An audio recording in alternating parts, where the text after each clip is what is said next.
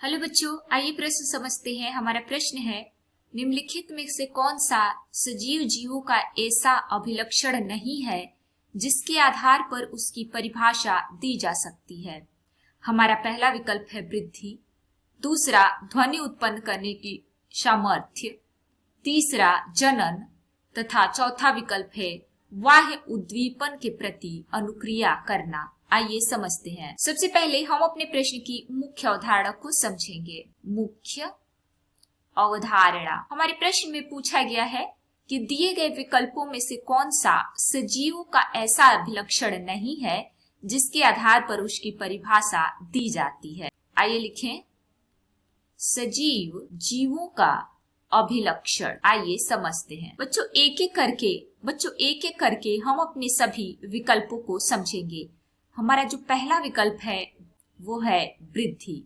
वृद्धि जो है यह सजीवों का मुख्य अभिलक्षण है। सजीवों का मुख्य अभिलक्षण जिसके आधार पर इसकी परिभाषा दी जाती है।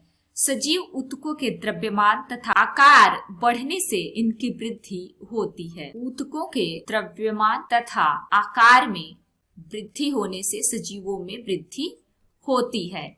हमारा दूसरा विकल्प है ध्वनि उत्पन्न करने का सामर्थ्य।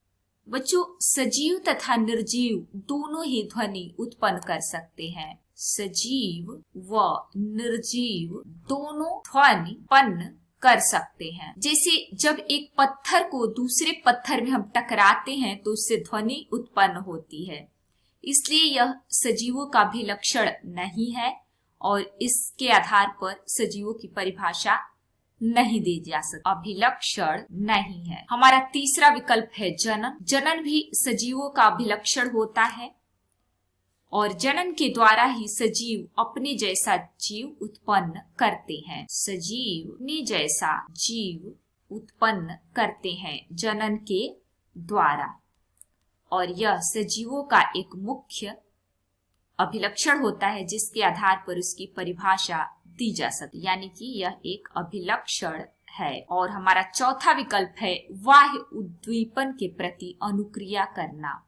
बाह्य उद्दीपन के प्रति अनुक्रिया करना सजीव वातावरण के प्रभाव के प्रति अनुक्रिया को दर्शाते हैं।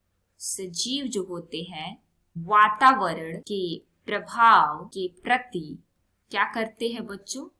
अनुक्रिया को दर्शाते हैं, और यह सजीवों का एक अभिलक्षण होता है, लक्षण है। चूंकि हमारे प्रश्न में पूछा गया था जो सजीवों का अभिलक्षण नहीं है जिसके आधार पर उसकी परिभाषा दी जा सकती है, तो वह ध्वनि होगा। बाकी सारे सजीवों के अभिलक्षण हैं, इसलिए हम अपने बी विकल्प को सही कर देंगे। उम्मीद है आपको प्रश्न समझ में आ गया होगा। धन्यवाद।